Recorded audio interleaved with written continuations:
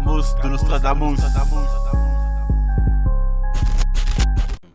Bon, sinon, l'album de Sadek du Bronx, qu'est-ce que t'en as pensé? Bah moi, Sadek, c'est toujours un rappeur que j'ai su écouter en me disant que c'est un bon rappeur.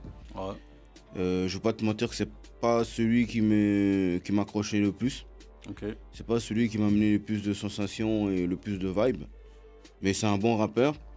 Et cet album-là, c'est sur cette même lignée. Donc c'est un bon album. C'est du bon rap. Mais pour moi, Sadek, là où il se démarque, c'est sur les punchs accrocheuses. C'est-à-dire que il a des, tu vois, il a des punchs de leçons de vie, de la street, qui savent te toucher, voire même te percuter. Comme par exemple quand tu dis je mets ma salope en bas de main, je mets ma daronne en croisière. Ouais. Ou tu vois quand il dit l'ascenseur social, c'est pas compliqué, c'est quand tes anciens Yankees deviennent tes collègues. Ou alors fuck l'industrie, tant que je suis tant que je lis la fierté dans les yeux de ma mère. Ouais. Tu vois, ce genre de son, ce genre de punch, c'est là où pour moi le Sadek est vraiment intéressant et vraiment accrocheur. Sinon pour moi son rap, je vais pas dire qu'il est quelconque parce qu'il est pas si mal. C'était un vrai espoir à l'époque du rap français. Après effectivement ça a été compliqué. Là il faut quand même le souligner, c'est qu'il a su rebondir. Ouais, Parce il se maintient. Hein. Il a su rebondir. maintient, Parce que dans cette promotion-là, t'en as beaucoup qui ont coulé avant que certains reviennent, hein, plus ou moins. Mais t'en as beaucoup qui ont un peu plus ou moins disparu. Lui, il est resté, alors qu'on pensait que c'est celui qui était le plus foutu, à la rigueur. Et il a su rebondir. Et c'est ça surtout qui me touche chez lui, en fait. Sinon, c'est pas le rap qui me touche le plus, Sadek. Ouais. C'est pas le rap qui me touche le plus. Ok. Après, il y a d'autres punchs, hein, comme par exemple, tous les jours, je pose mon front pour répondre à mes questions. Ou, tu vois, il faut pas que celui... fais pas celui qui connaît l'avenir, on n'est pas encore arrivé, tu vois, des trucs comme ça, tu vois. Et bon, si t'arrives plus à dire tes textes, là, tes trucs, faut laisser. Hein, On a fait les hiéroglyphes. Franchement. Ah ouais. Donc, ouais. Donc, Adax. Ouais. Vas-y, bon, moi déjà, dans un premier temps, j'ai retrouvé en fait ces chiffres dans la première semaine. Il avait fait 6585 en première semaine. Sa semaine de Comment sortie, 6585. Ok. Ouais, c'est bon. Donc, Ouais, c'est généralement ce qu'il fait, tu vois. Ouais, Donc c'est un mec qui se maintient. c'est ça. Ouais. Là, sa fan base. Ouais, sa fan base est là.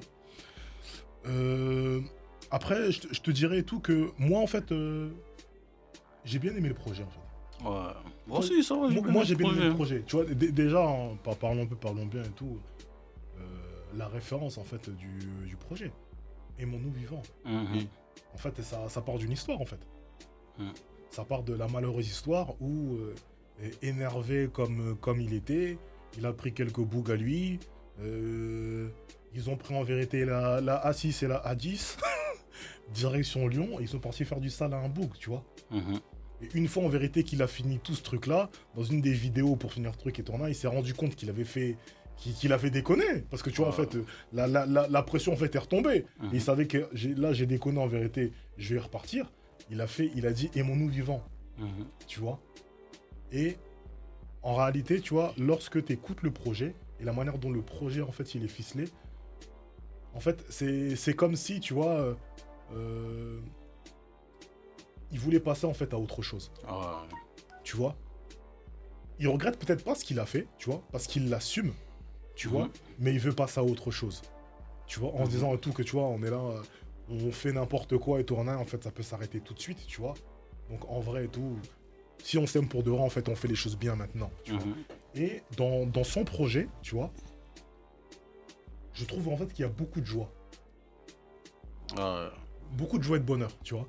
Et c'est une facette en fait de Sadek qu'il nous montre en fait depuis un certain moment en fait, tu vois. C'est vrai qu'il avait commencé en fait dans un truc en fait super street, super académique si c'est là et tout, mais c'est un mec qui au fur et à mesure en vérité de ses projets a souvent en fait endossé des images ou bien des personnages. Tu vois, des fois même ça énerve les gens, tu vois. Quand ils se disent, ouais, il se prend pour Pablo, il se prend pour un tel, il se prend pour un truc et tout, tu vois. C'est juste un mec en vérité tout qui kiffe sa life en fait, tu vois. Vous êtes là et tout, vous énervez sur lui, tu vois. Mais lui en fait, il kiffe sa life, tu vois. Et franchement, ça veut dire que le projet, j'ai bien aimé parce que c'est un projet vrai. Tu l'écoutes, tu te mets dans ta caisse et tout, là. En fait, tu ressors en fait, t'es content, t'as bien rigolé, t'as passé un bon moment, tu vois. Il y a des morceaux en fait qui sont là. Malheureusement et tout, tu vois, et tout, les boîtes ne sont pas encore ouvertes. Mais il y a des vrais morceaux qui, pour moi, en boîte, lorsque les gens en fait seront alcoolisés, en vérité et tout, les gens vont se gêner pour de vrai, tu vois. Et c'est un mec, tu vois, et tout, qui a un vrai don d'écriture. Il écrit vraiment très très bien, tu vois. Ouais. C'est-à-dire que tu peux en vérité ne pas kiffer en vérité tout ce qu'il représente, tu vois, mais tu peux pas nier en vérité qu'il a un vrai talent d'écriture. Tu vois. Et il écrit. Et moi je trouve qu'en fait, tu vois et tout, c'est cohérent en fait avec le personnage en vérité qu'il est. Oh, c'est ça. Tu vois. Et franchement, moi j'ai le projet, je l'ai vraiment bien écouté, tu vois, il y a des morceaux qui m'ont fait rire, tu vois. Attends, je vais essayer en fait de retrouver la tracklist, tu vois. Donc tout, tu vois, il y a des morceaux qui sont bons, tu vois, regarde. Le morceau tout, le morceau Kimono avec SCH et Nino, tu vois. C'est là où tu vois en vérité que c'est un mec aussi en vérité qui a un gros niveau. Parce qu'en fait, il est là, il te ramène en vérité SCH, tu vois, qui est dans une forme plus qu'olympique, tu vois. On a en vérité Nino qui est là, qui ne se rate jamais en featuring, tu vois. Et en fait, parmi ces deux mastodontes, tu vois en vérité que le Boug en vérité il est là et il fait pas pitié. Tu vois. Et à partir de là, quand il y a ces fondations en vérité qui sont posées, tu sais en vérité que non, tu vois, en fait le Boug et tout, il y a peut-être beaucoup de gens qui le comprennent pas. Mais en fait le Boug il est chaud. Tu vois. Non, c'est ça. Tu vois, intrinsèquement le Boug il est chaud, tu vois. Donc tu vois, il y a ça. Bon après tu vois tout, il y a les morceaux, tu vois, avec Fianso, avec Slanfaré. Déjà, rien que quand tu vois la tracklist, les trucs et tout, tu vois que c'est un Boug en vérité qui peut traîner avec tout le monde. Hein. Non, c'est ça. C'est un Boug qui traîne avec tout le monde. Pardon. Moi, les sons. En tout cas, le son que j'ai vraiment apprécié, c'est Scottie Pippen. Hein. Ah, c'était lourd. Hein. Ah ouais. C'était très lourd. Ouais, il est chaud. Hein. C'est très lourd, mec. Ah ouais, Scottie Pippen, là, ce son-là. Mon gars, c'est-à-dire que tu vois, pour en revenir au fait, tu te rends compte que quand je dis il est capable de poser avec tout le monde, il a même eu Ali en featuring en fait. Ouais, mais moi il a eu Ali lunatique, les mecs. Vous vous rendez compte? Franchement, c'est un truc de ouf. C'est-à-dire que Ali en fait on l'entend pas. Et en fait tu vas voir en vérité donc Sadek qui a cette image que il y a beaucoup de gens n'aiment pas. Hein. Tu vois, parce qu'en fait il est là, il ne se cache pas qu'il aime bien boire, qu'il fait cela, que c'est un bon vivant, cela, tu vois. Et en fait il a eu Ali en fait. Tu vois ce que je veux te dire? Non, c'est clair. Franchement, moi-même j'étais étonné sur tracklist parce que c'est pas forcément mis en avant en fait sur les médias et tout ça. Voilà. J'ai vu ça, j'ai dit, ah ouais, Ali. Tu vois, donc il est là, il a Ali. Sur le même projet, il t'a ramené Kalash Criminel. Oui, Vald. Vald. Il t'a ramené en vérité la crime, tu vois. C'est un Boug en vrai, tu sais quoi. Et mon nous vivant, c'est de vrai, c'est-à-dire c'est un mec, tu vas le rencontrer dans la rue et tout, tu sens en vérité que tu vas passer un bon moment avec lui. Et tu le vois parce qu'en vérité, tous les Bougs en vérité qu'il a ramené de son projet, ce sont pas spécialement des Bougs en vérité qui vont également, tu vois, avec tout le monde ou quoi. Parce que c'est des Bougs qui ont un certain standing aussi. Non, c'est ça. Et lui, en fait, il est capable en vérité de les avoir et vous passez un bon moment avec lui, tu vois. Non, si, c'est un bon type, hein, que Sadek. Déjà, à l'ancienne, quand on le ramenait déjà à la radio, tu vois, c'est un bon type, hein. Tu vois ce que je veux dire? En fait, moi, personnellement, j'ai rien contre Sadek. Hein. Mais en fait, le côté qui énerve un peu, qui a énervé un peu certaines personnes, c'est qu'il y a des moments, justement, dans son côté où il est vivant, il fait ce qu'il a à faire, il dit ce qu'il a à dire, et voilà, t'as l'impression qu'il gâche tout. Il y a des propos, il y a des paroles, il y a des trucs où t'as l'impression, là-dessus, t'aurais pu te retenir quand même. Je prends un exemple. 93 Empire. Ouais. À un moment donné, dans 93 Empire, c'est la Dream Team du 93. Ouais. Mais là-dedans, il y en a qui sont pas dedans. Ouais. Et parmi ceux qui sont pas dedans, il y en a qui sont pas dedans parce qu'il n'a pas pu les avoir. Donc je parle d'une Fianso. Ouais. Et il y en a qui sont pas dedans parce que on n'en voulait pas. Okay. Et en fait, il y a un truc qui m'a déplu, c'est effectivement, tu connais, les médias, ils titillent un peu qui vous vouliez pas. Et moi, ce qui m'a un peu tilté là-dessus, c'est que même le Fianso, qui est le boss du bail, qui a les vraies rancunes, ou lui, il s'abstient de le dire. Okay. Et tu vois, dans l'interview, Metal Sadek qui se permet de dire ouais, non, mais c'est Fababy. En plus que en étant la personne aux yeux de beaucoup de gens, qu'il est moins placé pour le dire. Parce qu'il s'est lancé avec lui, il a été avec lui. Et en plus, lui-même, il anticipe, il s'en explique. Ouais, on va me dire que j'étais avec lui, mais en plus, là-dessus, il s'explique même pas bien.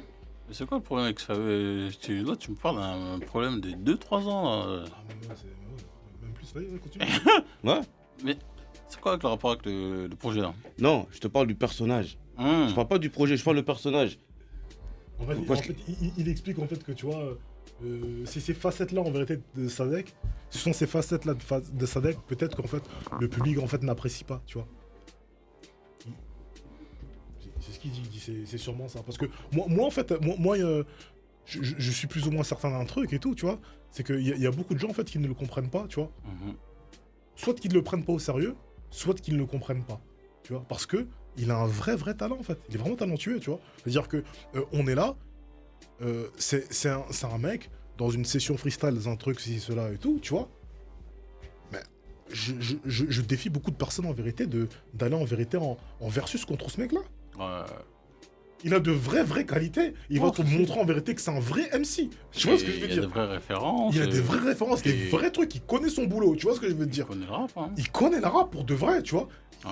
Il sait rapper, il fait des trucs, mais il y a un truc, un je ne sais quoi, qui fait que, tu vois, ça donne un manque. Et je trouve ça dommage, en fait, parce que, tu vois, je te dis, lorsque moi, j'écoute ce projet-là et tout, je trouve vraiment que le Boog, en fait, il est attachant et que, en fait, il fait son taf, en fait. Ouais, c'est ça. Après, il y a même quelques petites phases en interview où il est là, par exemple, quand le nom de son label, là, t'as deux bras, t'as deux jambes, va braquer, nique ta mère. Ouais. Tu vois, ce genre de petites phases-là, ce genre de petits pics, c'est ce genre de facettes qui fait que si tu le connais pas, t'as même pas envie de t'approcher du Boog en fait. Ouais, mais. Tu vois, c'est des trucs comme ça qui peuvent freiner. Je comprends, mais il y a un moment donné où, en fait, que ce soit les auditeurs ou bien les gens du game et tournant, il faut aussi que, tu vois, qui ne prennent pas tout, en fait, au premier degré, en fait. Tu vois ce que je veux dire? C'est-à-dire qu'en fait, lorsque, de toi-même, lorsque tu sais en vérité que le nom de ton label, en vérité, c'est ça, en fait, tu sais que tu es en train de surjouer quelque chose.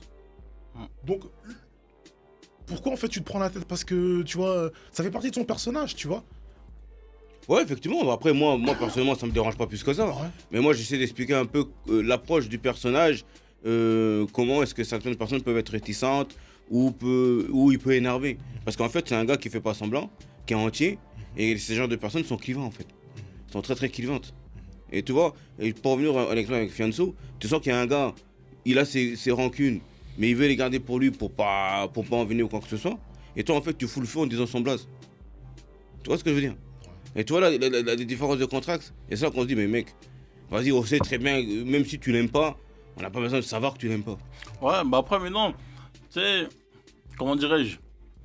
Si tu me parles encore d'une actualité qui est récente, tu me parles d'un truc qui date il y a 3-4 piges. Ah, mais tout ça, ça s'additionne, mon gars. Mais non, mais je veux dire, entre deux, le gars, il a évolué. Je veux dire, qui dit que peut-être la sorcière, je ne vais pas dire des choses comme ça. Tu me parles d'un fait avec Fababy. Je me rappelle, c'est quand il a fait l'interview pour la promo de 9-3 Empire, avec Vald et tout ça. Mais ça remonte il y a combien de temps? Ouais, mais après, il y a encore d'autres choses derrière. Mais à cette heure-ci, qu'est-ce qui. Tu sais comment? C'est quel fait divers tu sais comment après à part Lyon et tout ça. À part l'histoire de Lyon. Là. Ça, je veux dire. Il y a l'histoire de mais Lyon. Moi, personnellement, moi, Sadek, comment je le vois, c'est qu'après l'affaire des Lions, il y a grave changé, il y a grave mûri. Tu vois, je veux dire. Et à partir de là, tout ce qu'il a fait auparavant, faut plus en arrière. Faut penser au présent et tout ça. Parce que mais quand Dax il parle du personnage qui est clivant, c'est que tu l'as mis sur la table, ce sujet-là. C'est des histoires qui datent de quand? C'est par rapport à quelles des histoires? Moi, je dis, Sadek, ces derniers temps, il est plus dans ça. Hein. Bah, mais ça, c'est ces derniers temps. Et puis dans ses Twitter et tout ça. C'est pour ça qu'il a fait le projet Mon Nouveau Vivant. Ouais, ça, c'est ces derniers temps. C'est-à-dire qu'en fait, le projet qui parle, l'image qu'il a, c'est les conséquences de beaucoup de choses derrière. Et nous, on est en train de parler de son image. On est autour de la table pour ça, enfin, en partie. Donc, on essaie de donner des explications qui vont derrière, c'est tout. Je rajoute juste un peu de sel pour expliquer effectivement pourquoi est-ce que les gens peuvent le voir comme ça, alors que effectivement, quand on le connaît, c'est un gars qui peut être cool, c'est un gars qui peut être tranquille. En fait, si t'es vrai, il est vrai avec toi. Voilà, c'est ça. En fait, le gros, c'est ça. Si t'es vrai, il est vrai avec toi. Si t'es faux, il est faux avec toi. Mais après, on est dans un monde où on aime parfois les hypocrites, on aime parfois les non-dits, on aime parfois des choses comme ça. Et en fait, c'est peut-être des trucs comme ça qui énervent les gens, surtout que, comme il a dit à Dax, ils surjouent. C'est tout, c'est juste ça. Après, il n'y a rien. Donc, quoi, donc en gros, tout ce que tu me dis, c'est dû à cause de ça qu'il n'est pas assez bankable. Non, je parle du personnage. Après, le rappeur, il ira bien, il kick bien. Après, il a sa fanbase à lui. Après, effectivement, pour moi, c'est pas le meilleur rappeur de sa génération. Mais il fait un bon boy, tu vois, qui apporte le public qu'il a. Je crois qu'il fait ses articles, il fait ses disques d'or et tout au calme. Ouais. Comme beaucoup. Mais j'allais dire quoi? Mais concernant Sadek, c'est qui son public?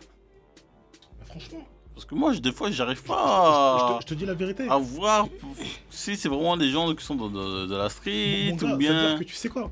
Son public, Sadek, c'est On qui? peut pas savoir. Tu te rends compte en vérité qu'on parle d'un mec qui, pendant un moment, en vérité, il roulait avec Depardieu. Tu te rends compte en fait du truc de ouf en fait. C'est-à-dire que c'est un boug en vérité qui était là, il y a une époque, à un moment donné, il était là. En fait, il zinguait avec Depardieu. C'est-à-dire que n'importe quelle ménagère et tout, tu vois, du fin fond de la France, truc et tout, elle a vu la tête, elle connaît Depardieu, elle a vu Depardieu en vérité avec ce boug-là. Tu vois ce que je veux dire? Donc moi, je pense qu'il a un public large, tu vois. Je pense qu'il a un public très, très, très large, tu vois. Et c'est aussi peut-être ça, en fait, qui fait son défaut. Peut-être qu'il n'a pas solidifié, en fait, un vrai truc à la base. Tu vois, parce qu'on l'a vu en fait dans plein d'environnements. Pour moi, je trouve que c'est une force, hein, tu vois. Mais en vérité, c'est une force lorsque tu le fais en fait de manière progressive. Ouais, effectivement. Ouais. Tu vois. Non, c'est ça. Hein. Après, il est ce qu'il est. Hein. Mais est-ce qu'on peut dire que Sadek, parce qu'il y avait une âge d'or, hein, quand il y avait Sadek, des Fababi, des Sultans, des Esprits Noirs et tout ça.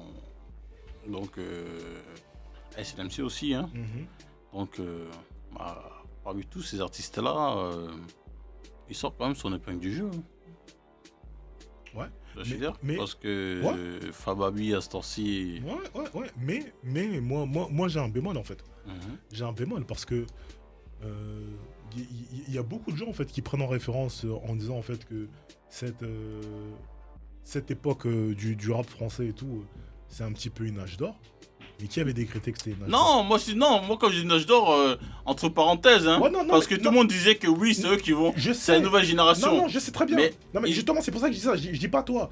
Parce qu'en fait, il y a beaucoup de gens en fait qui ont utilisé ce terme-là. Ouais. Tu vois, en disant et tout que parce que d'après eux, en vérité, c'était le renouveau.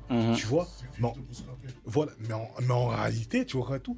C'est pas eux là, c'est pas eux la nouvelle génération. C'est les gradures qui sont arrivés. Voilà, eux en vérité, Niska. eux ça a été la génération de entre-deux. Ouais. Faut pas mentir, ça a été la génération de entre-deux. La vraie nouvelle génération qui est arrivée en vérité, c'est les gradures, les Niska, les Nino. C'est ça en fait la nouvelle génération. Voilà, ça a été ça. Mais eux, c'est les mecs en vérité d'entre-deux. C'est les cantona, les papas du rap. Tu vois, c'est ça, tu vois. Et donc c'est pour ça que dans ces trucs-là, big respect en vérité à Sadek parce que il a réussi en vérité à sortir son épingle du jeu et à rester constant.